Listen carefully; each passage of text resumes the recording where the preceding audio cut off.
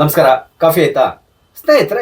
ಈಗ ಕೆಲ ದಿನಗಳ ಹಿಂದೆ ಹಂಸಲೇಖ ಅವ್ರ ಬಗ್ಗೆ ಬಹಳಷ್ಟು ವಿವಾದಗಳು ಉಂಟಾಗಿತ್ತು. ಹಲವಾರು ಕಡೆಗಳಲ್ಲಿ ಅವರೇ ಕೊಟ್ಟಂತ ಹೇಳಿಕೆಗಳು, ಇದರಿಂದಾಗಿ ಅವರಿಗೆ ಏನೆಲ್ಲ ಸಮಸ್ಯೆ ಆಗಿದೆ ನಿಮ್ಗೆ ಗೊತ್ತಿದೆ. ಮೊದಲನೇದಾಗಿ ಪೇಜಾವರ ಮಠದವ್ರ ಬಗ್ಗೆ ಬಾಯಿ ಬಂದಾಗ ಮಾತಾಡಿದ್ರು. ಅದಾದ್ಮೇಲೆ ಅವರ ಹೆಂಡತಿಯನ್ನು ಅವ್ರಿಗೆ ಬೈದ್ರಂತೆ. ಅದಾದ್ಮೇಲೆ ಅವ್ರು ಕ್ಷಮೆ ಕೇಳಿದ್ರು. ನಂತರ ಇನ್ನೊಮ್ಮೆ ಜೈನರ ಬಗ್ಗೆ ಮಾತಾಡಿದ್ರು. ಅವರ ಪುನರ್ಜನ್ಮದ ಬಗ್ಗೆ ಮಾತಾಡ್ತಾ ಜೈನರ ಬಗ್ಗೆ ತುಂಬಾ ತುಚ್ಛವಾಗಿ ಮಾತಾಡಿದ್ರು. ಕೊನೆಗೆ ಪುನಃ ಅವ್ರಿಗೆ ಏನೊಂದು ಲೆಟರ್ ಬರೆದು ದಯವಿಟ್ಟು ನನ್ನ ಕ್ಷಮಿಸಿ ಅಂತ ಕೇಳಿದ್ರು. ಅದಾದ ನಂತರ ಬಹುಶಃ ಅಂಬೇಡ್ಕರ್ ಭವನ ಅನ್ಸ್ತದೆ, ಅಲ್ಲಿ ಯಾವುದೋ ಒಂದು ಫಂಕ್ಷನ್ ಇತ್ತು. ಆ ಫಂಕ್ಷನ್ ನಲ್ಲಿ ಮೋದಿಯವ್ರ ಬಗ್ಗೆ ಮಾತಾಡ್ತಾ ಇದ್ರು. ಆ ಸಂದರ್ಭದಲ್ಲಿ ಆ ವೇದಿಕೆಯಲ್ಲಿ ಕೂಡ ಅಷ್ಟೇ ಇವ್ರ ತರದ್ದೇ ಇವರ ಸಮಾನ ಮನಸ್ಕರು ಅಂತ ಹೇಳಿ ಹೇಳ್ತಾರಲ್ಲ, ಅಥವಾ ಇವರ ಬುದ್ಧಿ ಮಟ್ಟದವರು, ಬುದ್ಧಿಜೀವಿಗಳು ಅಲ್ಲಿ ಕೂಡ ಇದ್ರು.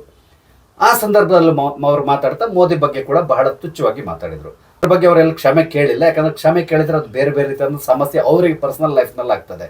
ಯಾಕಂತ ಹೇಳಿದ್ರೆ ನಿಮ್ಗೆ ಗೊತ್ತಿದೆ, ಈಗ ಸರ್ಕಾರ ಯಾರದ್ದಿದೆ, ಈ ಸರ್ಕಾರ ಮತ್ತು ಅವ್ರ ಮಧ್ಯೆ ಇರುವಂತಹ ಹೊಂದಾಣಿಕೆ ಅಥವಾ ಸಂಬಂಧ ಇದೆಲ್ಲ ಹೇಗಿದೆ ನಿಮ್ಗೆ ತುಂಬಾ ಚೆನ್ನಾಗುತ್ತೆ. ಹಾಗಾಗಿ ಈ ವಿಷಯದಲ್ಲಿ ಅವ್ರು ಕ್ಷಮೆ ಕೇಳಲಿಕ್ಕೆ ಹೋಗಿಲ್ಲ. ಆದ್ರೆ ಏನಾಯ್ತು, ಈ ವಿಷಯದಿಂದಾಗಿ ಹಂಸಲೇಖ ಅವ್ರ ಬಗ್ಗೆ ಬಹಳಷ್ಟು ಟೀಕೆ ಟಿಪ್ಪಣಿಗಳು ಬರ್ಲಿಕ್ಕೆ ಶುರುವಾಯ್ತು. ಅವ್ರು ಹೋದಲ್ಲಿ ಬಂದಲ್ಲಿ ಎಲ್ಲ ಕಡೆ ಅವ್ರನ್ನ ಟೀಕಿಸ್ಲಿಕ್ಕೆ ಶುರು ಮಾಡಿದ್ರು.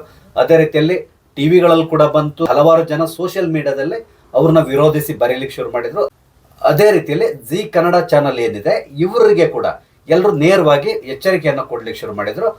ನೀವು ನಿಮ್ಮ ಕಾರ್ಯಕ್ರಮವಾದಂತಹ ಈ ಸರಿಗಮಪ ಅದರಲ್ಲಿ ಈ ಹಂಸಲೇಖರನ್ನ ಮಹಾಗುರು ಅಂತೇಳಿ ಕೂರಿಸ್ಕೊಂಡು, ಅವರೇ ಮೈನ್ ಜಡ್ಜ್ ಅಂತ ಹೇಳ್ತಾರಲ್ಲ, ಈ ಮಹಾಗುರುಗಳು ಅಂತ ಹೇಳ್ಕೊಂಡು ಅವ್ರನ್ನ ಕೂರಿಸ್ಕೊಂಡ್ರೆ ಮುಂದಿನ ದಿನಗಳಲ್ಲಿ ನಿಮ್ಮ ಚಾನಲ್ನ ನಾವು ಬೈಕಾಟ್ ಮಾಡ್ತೇವೆ ಅಂತ ಬಹುದೊಡ್ಡದಾದಂಥ ಅಭಿಯಾನ ಪ್ರಾರಂಭ ಆಯಿತು. ಅದರ ಮುಖಾಂತರ ಎಲ್ಲ ಕಡೆ ಹಂಸಲೇಖ ಅವ್ರ ಬಗ್ಗೆ ಬಹಳಷ್ಟು ಟೀಕೆಗಳು ಬರ್ಲಿಕ್ಕೆ ಶುರುವಾಯಿತು.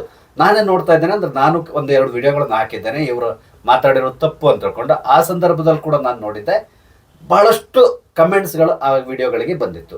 ಅದಕ್ಕೆ ಮುಖ್ಯ ಕಾರಣ ಏನು ಅಂತ ಹೇಳಿದ್ರೆ, ಈ ಹಂಸಲೇಖ ಅವರ ನಡೆಯನ್ನ ಎಲ್ಲರೂ ವಿರೋಧಿಸ್ತಾ ಇದ್ರು ಅನ್ನೋದು ತುಂಬಾ ನಿಚ್ಚಳವಾಗಿ ಗೊತ್ತಾಗ್ತಾ ಇದೆ. ನಾನು ಈಗ ಒಂದು 2-3 ದಿನಗಳಿಂದ ಜಿ ಕನ್ನಡದಲ್ಲಿ ಒಂದು ಪ್ರಮೋಷನಲ್ ವಿಡಿಯೋವನ್ನು ನೋಡ್ತಾ ಇದ್ದೆ. ಅವರ ಮುಂದಿನ ಸೀಸನ್, ಈ ಸರಿಗಮಪ ಸೀಸನ್ ಏನಿದೆ ಇದರ ಪ್ರಮೋಷನಲ್ ವಿಡಿಯೋ ಅದು. ಅದರಲ್ಲಿ ನನ್ಗೆ ಆಶ್ಚರ್ಯ ಆಗೋ ರೀತಿಯಲ್ಲಿ 3 ಜನ ಜಡ್ಜ್ಗಳನ್ನ ತೋರಿಸ್ತಾ ಇದ್ರು. ಈ 3 ಜನ ಜಡ್ಜ್ಗಳು ಎಲ್ಲರಿಗೂ ಚಿರಪರಿಚಿತರೆ. ಅದರಲ್ಲಿ ಅರ್ಜುನ್ ಜನ್ಯ ಇದ್ರು, ವಿಜಯ್ ಪ್ರಕಾಶ್ ಇದ್ರು, ಅದೇ ರೀತಿಯಲ್ಲಿ ರಾಜೇಶ್ ಕೃಷ್ಣನ್ ಕೂಡ ಇದ್ರು. ಅಂದ್ರೆ ಇವ್ರು 3 ಜನ ನಿಮ್ಗೆ ಎಲ್ರಿಗೂ ತುಂಬಾ ಚಿರಪರಿಚಿತರು. ಆದ್ರೆ ಇಲ್ಲಿ ಎಲ್ಲಿಯೂ ಕೂಡ ಹಂಸಲೇಖ ಅವರು ನಮ್ಗೆ ಕಾಣಲಿಕ್ಕೆ ಸಿಕ್ಕಿಲ್ಲ. ಈಗ ಹಿಂದಿನ ಸೀಸನ್ ಅಲ್ಲಿ ಕೂಡ ಅಷ್ಟೇ ಅರ್ಜುನ್ ಜನ್ಯ ಮತ್ತೆ ವಿಜಯ್ ಪ್ರಕಾಶ್ ಇದ್ರು, ಆದ್ರೆ ರಾಜೇಶ್ ಕೃಷ್ಣನ್ ಇರಲಿಲ್ಲ. ಆದ್ರೆ ಈ ಬಾರಿ ರಾಜೇಶ್ ಕೃಷ್ಣನ್ ಅವ್ರನ್ನ ತೋರಿಸ್ತಾ ಇದ್ದಾರೆ. ಅಂದ್ರೆ ಬಹುಶಃ ಇಲ್ಲಿಯೂ ನನಗೆ ಅನಿಸ್ತಾ ಇದೆ, ಈ ಸೀಸನ್ ನಲ್ಲಿ ಹಂಸಲೇಖ ಅವ್ರನ್ನ ಇವರು ಕೈ ಬಿಟ್ಟಿದ್ದಾರೆ ಅನಿಸ್ತಾ ಇದೆ. ಅಂದ್ರೆ ಮುಂದಿನ ಸೀಸನ್ ನಲ್ಲಿ ಹಂಸಲೇಖ ಅವರು ಇರೋದಿಲ್ಲ, ಅಂದ್ರೆ ಮಹಾಗುರುಗಳು ಇರೋದಿಲ್ಲ. ಅವರ ಬಲ್ಲಿಗೆ ಬಹುಶಃ ರಾಜೇಶ್ ಕೃಷ್ಣನ್ ಮುಖ್ಯ ಜಡ್ಜ್ ಆಗಿರ್ತಾರೆ ಅನಿಸ್ತಾ ಇದೆ. ಆ ಮುಖಾಂತರ ಎಲ್ಲೋ ಒಂದು ಕಡೆ ಜಿ ಕನ್ನಡದವರು ಕೊನೆಗೂ ಕನ್ನಡಿಗರ ಈ ಒಂದು ಒತ್ತಾಯ ಇತ್ತಲ್ಲ, ಅಂದ್ರೆ ಹಂಸಲೇಖ ಅವ್ರನ್ನ ಡ್ರಾಪ್ ಮಾಡಲೇಬೇಕು, ಇಲ್ಲದಿದ್ರೆ ನಿಮ್ಮ ಚಾನಲ್ನ ಬೈಕಾಟ್ ಮಾಡ್ತೇವೆ ಅಂತ ಏನೊಂದು ಅಭಿಯಾನ ನಡೆಸಿದ್ರು, ಇದರ ಪರಿಣಾಮ ಬಹುಶಃ ಇಲ್ಲಿ ಹಂಸಲೇಖ ಅವ್ರನ್ನ ಡ್ರಾಪ್ ಮಾಡಿದ್ದಾರೆ ಅನಿಸ್ತಾ ಇದೆ. ಆ ಮುಖಾಂತರ ಕನ್ನಡಿಗರಿಗೆ ಕೊನೆಗೊಂದು ಬೆಲೆ ಕೊಟ್ಟಿದ್ದಾರೆ ಅನ್ಸ್ತದೆ. ಯಾವುದಕ್ಕೂ ನಾವು ಈ ಕಾರ್ಯಕ್ರಮ ಆರಂಭ ಆಗುವವರೆಗೆ ವೆಯ್ಟ್ ಮಾಡ್ಬೇಕಾಗ್ತದೆ. ಯಾಕಂದ್ರೆ ನಮ್ಗೆ ಗೊತ್ತಿಲ್ಲ ಅವರ ಕಾರ್ಯಕ್ರಮದ ಸ್ಟ್ರಕ್ಚರ್ ಯಾವ ರೀತಿ ಇದೆ ಅಂತೇಳಿ. ಎಲ್ಲಿಯೋ ಕೊನೆ ಸಡನ್ ಆಗಿ ಬಂದು ಅವ್ರನ್ನ ಕೂರಿಸ್ಬೋದು, ಅಂದ್ರೆ ಸಸ್ಪೆನ್ಸ್ ತರ ಇಟ್ಕೊಂಡು ಕೊನೆಗೆ ಅವ್ರನ್ನ ಇಂಟ್ರೊಡ್ಯೂಸ್ ಮಾಡುವ ಸಾಧ್ಯತೆಗಳು ಕೂಡ ಇರ್ತದೆ. ಇಲ್ಲದಿದ್ರೆ ಸಾಮಾನ್ಯವಾಗಿ ಅವರ ಪ್ರಮೋಷನಲ್ ವಿಡಿಯೋದಲ್ಲಿ ಅಲ್ಲಿ ಮುಖ್ಯವಾದ ಜಡ್ಜ್ಗಳು ಯಾರೆಲ್ಲ ಇರ್ತಾರೋ ಅವ್ರನ್ನ ತೋರಿಸ್ತಾರೆ. ಅಲ್ಲಿ ಆ ಆಂಕರ್ ಹೇಳುವ ರೀತಿಯಲ್ಲಿ ಹಂಸಲೇಖ ಅವರು ಮಹಾಗುರುಗಳು, ಅದೇ ರೀತಿಯಲ್ಲಿ ಅವರೊಬ್ಬ ಮುಖ್ಯ ತೀರ್ಪುಗಾರ ಕೂಡ ಆಗಿರ್ತಾರೆ. ಆದ್ರಿಂದ ಅವ್ರನ್ನ ಕೂಡ ಸಾಮಾನ್ಯವಾಗಿ ಇವ್ರ ಪ್ರಮೋಷನಲ್ ವಿಡಿಯೋದಲ್ಲಿ ತೋರಿಸ್ಬೇಕಿತ್ತು, ಆದ್ರೆ ತೋರಿಸ್ಲಿಲ್ಲ. ಅಂದ್ರೆ ನನ್ಗೆ ಅನಿಸ್ತಾ ಇರೋದು ಬಹುಶಃ ಈ ಬಾರಿ ಮಹಾಗುರುಗಳ ಕಿರಿಕಿರಿ ಇರೋಲ್ಲ ಅನಿಸ್ತದೆ ಜಿ ಕನ್ನಡದಲ್ಲಿ. ಹಾಗಾಗಿ ಕನ್ನಡಿಗರು ಕೂಡ ಅಷ್ಟೇ ಸ್ವಲ್ಪ ನೆಮ್ಮದಿಯಿಂದ ನೋಡ್ಬೋದು. ಯಾಕಂತ ಹೇಳಿದ್ರೆ ಹಂಸಲೇಖ ಅವ್ರ ಬಗ್ಗೆ ಬಹಳಷ್ಟು ಜನರಿಗೆ ಬೇಸರ ಇದೆ. ಅವರು ಈ ಹಿಂದೆ ಆಡಿರುವಂತಹ ಮಾತುಗಳು ಇದೆಲ್ಲವೂ ಕೂಡ ಅವ್ರನ್ನ ನೋಡಿದ ತಕ್ಷಣ ನಮ್ಗೆ ನೆನಪಾಗ್ತದೆ. ಅದರಲ್ಲೂ ಸಾಧು ಸಂತರ ಬಗ್ಗೆ ಅಥವಾ ಬೇರೆ ಧರ್ಮದವರ ಬಗ್ಗೆ ತುಂಬಾ ಕೇವಲವಾಗಿ ಮಾತಾಡುವಂತ ಹಂಸಲೇಖ ತರದವರು ಆ ಕಾರ್ಯಕ್ರಮದಲ್ಲಿದ್ರೆ ಖಂಡಿತವಾಗಿಯೂ ನೋಡುಗರಿಗೆ ಬಹಳಷ್ಟು ಕಿರಿಕಿರಿ ಉಂಟಾಗ್ತದೆ. ಯಾಕಂದ್ರೆ ನಾವು ಬಹಳಷ್ಟು ಜನರಿಗೆ ನಾವು ರೆಸ್ಪೆಕ್ಟ್ ಕೊಡ್ತೇವೆ. ಓಕೆ, ಪ್ರಧಾನಮಂತ್ರಿ ಬಗ್ಗೆ ಮಾತಾಡಿದ್ರು ಏನು ತೊಂದರೆ ಇಲ್ಲ, ಯಾಕಂದ್ರೆ ಅವ್ರು ಒಬ್ಬ ರಾಜಕೀಯ ನಾಯಕ, ಅವ್ರ ಬಗ್ಗೆ ಮಾತಾಡ್ಲಿ. ಆದ್ರೂ ಕೂಡ ಒಂದು ಲಿಮಿಟ್ ಅಂತ ಇರ್ತದೆ. ಲಿಮಿಟ್ ನ ಮೀರಿ ಮಾತಾಡಬಾರ್ದು. ಯಾಕಂದ್ರೆ ಇವ್ರಕ್ಕೆ ಯಾವುದೇ ರೀತಿಯ ರಾಜಕೀಯ ನಾಯಕ ಅಲ್ಲ. ಇವ್ರು ಗುರುತಿಸ್ಕೊಂಡೋದು ಕೇವಲ ಒಬ್ಬ ಸಂಗೀತ ನಿರ್ದೇಶಕನಾಗಿ ಹೊರತು ಬೇರೆ ಇನ್ನೇನು ಅಲ್ಲ. ಹಾಗಾಗಿ ಕೆಲವೊಂದು ಕಡೆಗಳಲ್ಲಿ ನಾವು ಮಾತಾಡುವಾಗ ಸ್ವಲ್ಪ ಜಾಗ್ರತೆಯಲ್ಲಿ ಇರಬೇಕಾಗ್ತದೆ. ಅದರಲ್ಲೂ ಮುಖ್ಯವಾಗಿ ಇವರು ಯಾವಾಗಲೂ ಅಷ್ಟೇ ಸಿದ್ದರಾಮಯ್ಯನವರ ಗುಂಪಿನಲ್ಲಿ ಗುರುತಿಸ್ಕೊಳ್ತಾರೆ.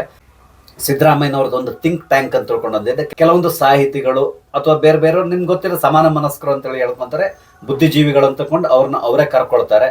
ಅವ್ರ ಲೆಕ್ಕದಲ್ಲಿ ಬೇರೆ ಯಾರಿಗೂ ಬುದ್ಧಿ ಇಲ್ಲ, ಕೇವಲ ಅವ್ರಿಗೆ ಮಾತ್ರ ಬುದ್ಧಿ ಇರೋದು. ಉಳಿದವರೆಲ್ಲರಿಗೂ ಬುದ್ಧಿ ಇಲ್ಲ ಅಂತ ಹೇಳ್ಕೊಂಡು ಅವ್ರನ್ನ ಅವ್ರ ಬುದ್ಧಿಜೀವಿಗಳು ಅಂತ ಹೇಳ್ಕೊಂಡು ಹೇಳ್ಕೊಂಡು ಹೋಗ್ತಾರೆ. ಅಂದ್ರೆ ಅದೇ ರೀತಿಯಲ್ಲಿ ಅವ್ರು ಏನ್ ಹೇಳ್ತಾರೋ ಆ ಮಾತಿಗೆ ಎಲ್ಲರೂ ಬೆಲೆ ಕೊಡಬೇಕು ಅಂತ ಹೇಳ್ಕೊಂಡು ಇವು ಹಲವಾರು ಜನ ಇದ್ದಾರೆ. ಈ ಬುದ್ಧಿಜೀವಿಗಳು ಅನ್ಸ್ಕೊಂಡವ್ರು ತಮ್ಮ ಅಭಿಪ್ರಾಯವನ್ನ ಹೇರ್ಲಿಕ್ಕೆ ಪ್ರಯತ್ನಿಸ್ತಾರೆ. ಅಂದ್ರೆ ಬೆಚ್ಚಾಗಿ ಇವರೆಲ್ಲರೂ ಅಷ್ಟೇ ಎಡಚರರಾಗಿರ್ತಾರೆ.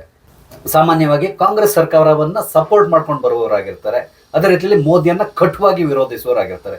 ವಿರೋಧಿಸ್ಲಿ, ಅದಕ್ಕೆ ಯಾರದ್ದೇ ಅಭ್ಯಂತರ ಇಲ್ಲ. ಆದ್ರೆ ಒಂದು ಲಿಮಿಟ್ ಅಂತ ಇರ್ತಾರೆ, ಅದನ್ನ ಮೀರದೆ ನೀವು ವಿರೋಧಿಸಿ ಪರವಾಗಿಲ್ಲ. ಅದೇ ರೀತಿಯಲ್ಲಿ ಸಿದ್ದರಾಮಯ್ಯನವ್ರು ತಪ್ಪು ಮಾಡಿದ್ರೆ ಅಥವಾ ರಾಹುಲ್ ಗಾಂಧಿ ತಪ್ಪು ಮಾಡಿದ್ರೆ ಅದನ್ನ ಕೂಡ ವಿರೋಧಿಸುವಂತಹ ದಾಷ್ಟ್ಯತೆ ಇವರಿಗಿರ್ಬೇಕು. ಆದ್ರೆ ಆ ಮಟ್ಟದವರೆಗೆ ಇವರು ಹೋಗಲ್ಲ. ಯಾಕಂದ್ರೆ ಇವರಿಗೆ ಹೆದರಿಕೆ ಆಗ್ತಾರೆ, ನಾಳೆಗೆ ಗಂಜಿ ಬಂದಾಗುವ ಸಾಧ್ಯತೆಗಳಿರ್ತದೆ. ಹಾಗಾಗಿ ಅದನ್ನೆಲ್ಲ ಅವ್ರು ಮಾಡ್ಲಿಕ್ಕೆ ಹೋಗಲ್ಲ. ಏನೇ ಇರಲಿ, ಒಟ್ಟಾರೆ ಮೇಲೆ ಇವರ ಪ್ರಮೋಷನಲ್ ವಿಡಿಯೋ ನೋಡಿದಾಗ ನನಗನ್ಸಿದ್ದು ಈ ಬಾರಿ ಬಹುಶಃ ನಮ್ಗೆ ಯಾರಿಗೂ ಈ ಹಂಸಲೇಖ ಅನ್ನೋ ಒಂದು ಕಿರಿಕಿರಿ ಇರಲ್ಲ ಅನ್ಸ್ತದೆ. ಯಾಕಂದ್ರೆ ಅವ್ರು ಮಾತಾಡೋ ರೀತಿ ಇದೆಲ್ಲದು ಕೂಡ ಅಷ್ಟೇ, ಅದನ್ನ ನೋಡಿದಾಗ ಸ್ವಲ್ಪ ಎಲ್ರಿಗೂ ಕಿರಿಕಿರಿ ಆಗೋದು ಸಹಜ. ಆದ್ರೂ ನಾವು ಕಾದ್ ನೋಡ್ಬೇಕಾಗಿದೆ. ಯಾಕಂದ್ರೆ ಈ ಕಾರ್ಯಕ್ರಮ ಪ್ರಾರಂಭ ಆಗೋ ದಿನದವರೆಗೂ ನಾವು ಏನು ಹೇಳಲಿಕ್ಕಾಗಲ್ಲ. ಈ ಕಾರ್ಯಕ್ರಮ ಆರಂಭ ಆದಾಗ ಅನುಶ್ರೀ ಅವರು ಸಾಮಾನ್ಯವಾಗಿ ಆಂಕರ್ ಆಗಿರ್ತಾರೆ. ಅವರು ಮಹಾಗುರುಗಳೇ ಅಂತೇಳಿ ಏನಾದ್ರು ಕರೆದ್ರೆ ಅವಾಗ ನಮ್ಗೆ ಚೆನ್ನಾಗಿ ಗೊತ್ತಾಗ್ತದೆ. ಅಲ್ಲಿವರೆಗೆ ನಾವು ಏನು ಹೇಳಲಿಕ್ಕೆ ಸಾಧ್ಯ ಇಲ್ಲ. ಸ್ನೇಹಿತರೆ, ನಾನು ಹಂಚ್ಕೊಂಡಿರುವಂತಹ ವಿಷಯ ನಿಮಗೆ ಸರಿಯಾಗಿದೆ ಅಥವಾ ಸರಿಯಾಗಿಲ್ವಾ ಅಂತ ಹೇಳ್ಕೊಂಡು ದಯವಿಟ್ಟು ಕಮೆಂಟ್ ಮುಖಾಂತರ ತಿಳಿಸಿ.